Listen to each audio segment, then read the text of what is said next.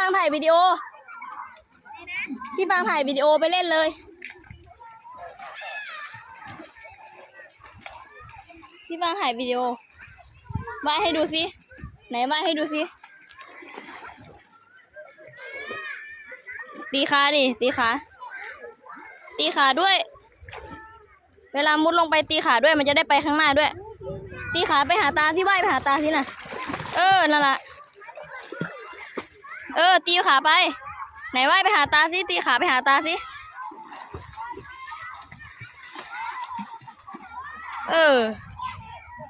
เห็นไหม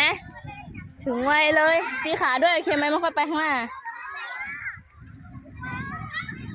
ไหวไหม